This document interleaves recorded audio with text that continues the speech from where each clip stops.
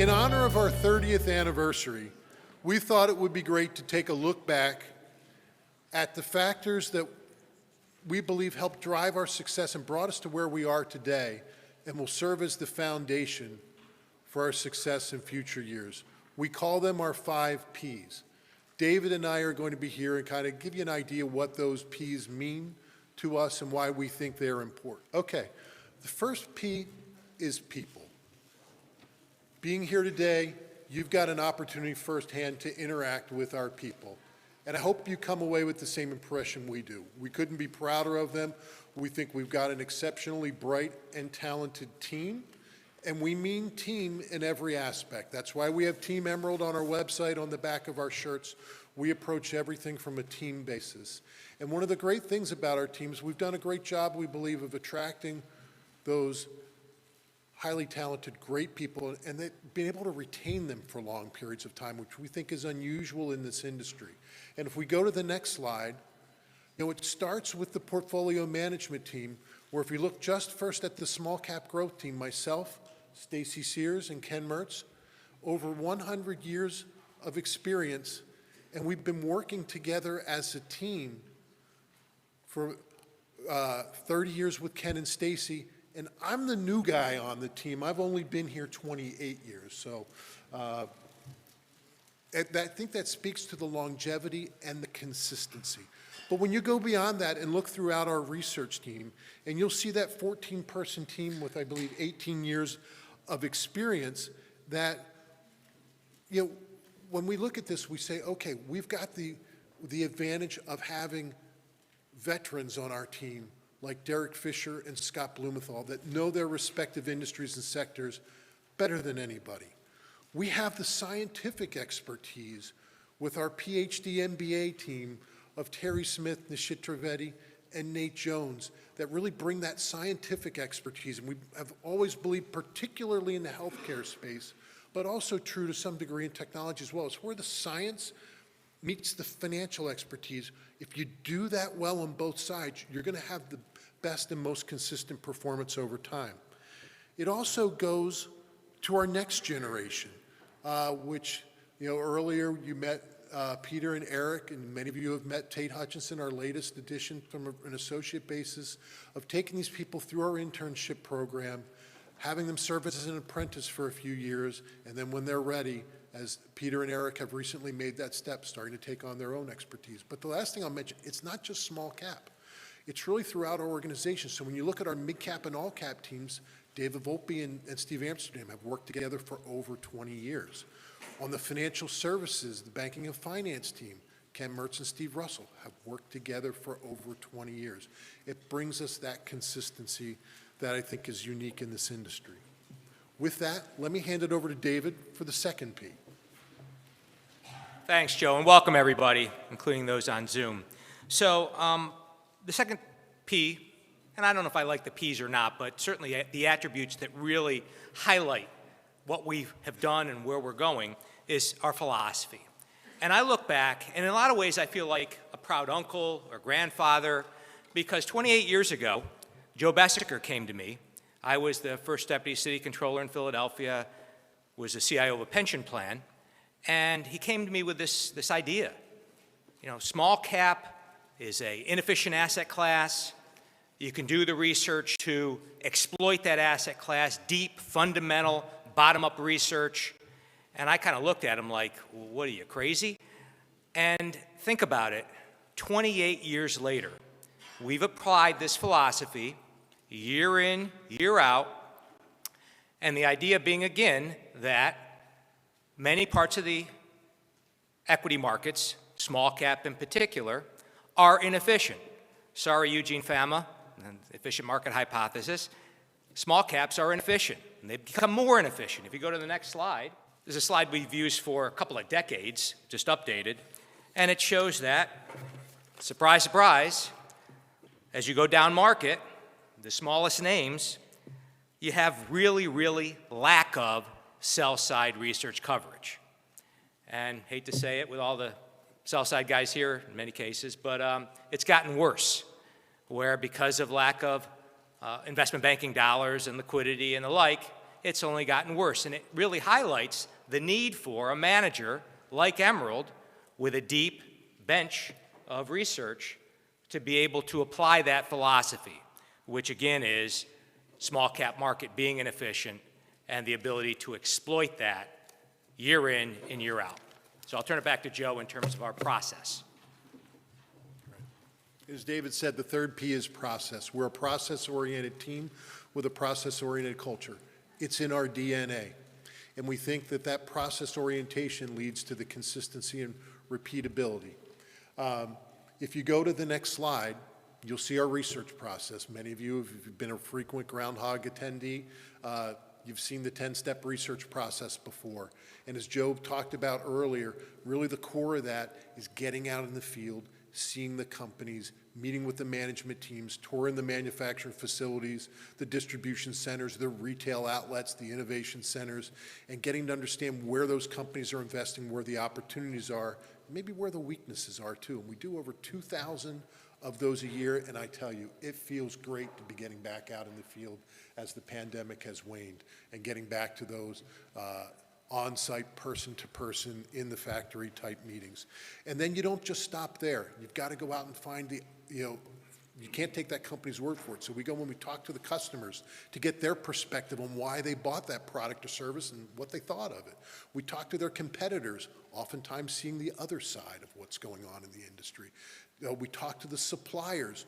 No time more important than right now than understanding what's going on in the supply chain, and then talking to their distributors as well. We take all that information, we break out our spreadsheets, and we believe that better inputs, insights into what's driving revenue, earnings, and cash flow growth and what the opportunities look like lead to better outputs and understanding where revenue, earnings, and cash flow are going over time. And we look at third-party research later on. We've got a number of our sell-side partners that are here today, and they do a lot of great work. But when we turn up things that lead us to numbers that are significantly different than what the street's publishing, we tend to get a little bit excited about that. We document those in our internal reports. Many of you have seen them that summarize our research findings. If not, let us know. We're happy to provide you with examples and give, we've got thousands of these, so if you have trouble sleeping at night, we can take care of that for you. And then we communicate quite extensively, because if you've got 14 people out doing 2,000 company meetings a year, you've got to make sure that information gets back on a timely basis. So whether that's formal meetings in-house, informal discussions, and then our analysts from the field that are filing over 1,000 research notes a year in our FactSet internal research notes system, we make sure that communication works. And then if we go to the next slide, it extends to what we do in the portfolio. Again, it's set for that consistency through that process orientation. We take that idea generation from the research side, and when we identify companies that are industry leaders, that are growth leaders in those markets, that have strong management teams behind them, and we're looking for those differentiated growth opportunities, and we see that at valuations that make sense to us. That's when we're adding those stocks to the portfolio. And we add to that a level of diversification. Over the last several years, you've had times when tech is strong, when healthcare is strong, when energy is strong, when industrials are strong, when financials are strong. We've got a team that's deep enough that enables us to build a diversified portfolio that is well positioned as the market sectors go in and out of favor, and we think that's led to that consistency. And we don't take big bets on sectors, industries, or individual stocks, and we have strong rules that we stick to that limit our individual exposures. Again, we don't need to go there. We've got a broad, deep team and a process that's worked, and we utilize that over time. So to P number 4, back to David. Thanks, Joe, and I guess I'm batting cleanup. So the fourth P we have is persistence, and we define it as remaining true to our fundamental bottom-up process irrespective of market cycles. I like the actual description better. This is the definition. Firm or obstinate continuance of a course of action in spite of difficulty or opposition. In spite of difficulty or opposition. So for us, and persistence in a lot of ways is a culmination of all these things. It's our people sticking to what they do. It's our process and our philosophy sticking to that. But it's really sticking to that process and philosophy when it's not in favor, when you're going against the grain. And quite frankly, that's been us in our small cap the last couple of years. Go to the next slide. This is a great example, and Jim Fury will appreciate this. The bottom two lines are both, that's the median market cap for the Russell 2000 growth, our benchmark for small cap growth, and us, the green line. The blue line on the top is the median market cap, or I should say average market cap, for other small cap managers. What'd they do? They didn't stick with their philosophy. So they were hired as a small cap manager. This is your bands. This is where you're supposed to be. Other managers moved up cap over the last couple of years. You know why? Because that's where the better returns were. That was a favorable thing to do. You looked better. Well, we stuck to what we were supposed to do. So when you hired us as a plan sponsor, as a corporation, endowment, et cetera, and you said be a small cap manager, well, guess what? We're a small cap manager. Now, over time, and it's already started, really last July when small caps have started to do better, well, guess what? We started really looking better. You know, we were disadvantaged in the universe rankings for a couple of years. And it's because, more than anything else, we stuck to our style, regardless of the difficulty, regardless of the opposition. And it's what we do every day. You know, being an active manager, fundamental research, bottom-up based manager, you're fighting the good fight every day against passive. Well, we've stuck to it, and we believe in it more now than ever. And certainly you heard earlier, and you're going to hear today, small caps, we believe, are the place to be, certainly over the next 5 or 10 years. So that persistence, what has it done? Persistence, process, philosophy, people, you put it all together, as Joe said earlier, guess what you get? Performance. And so if you go to the next slide, and then that's performance, next slide. You've seen this earlier if you were here on the Zoom. This is our chart showing on a gross and net basis, if you put $1 million in Emerald at our foundation in 1992, how much better you would have done vis-a-vis going with passive. It's just incredible. I look back, hiring Emerald. Emerald had $10 million, maybe 20, something like that, in 1993, 94. 10, there you go. Yeah, couldn't do that, so we had to cut it back. And, you know, literally taking a shot on the people, on the process, on the philosophy. And it feels really good. It's just like when you pick a great stock and it works out, it feels really good. Especially I'm sitting here, working for Emerald at 22 years. But that performance has been demonstrated for 30 years. And Scott talked about it earlier. Gross of fees, beating the benchmark 24 out of 30 years. Net of fees, 21 out of 30 years. It's pretty remarkable.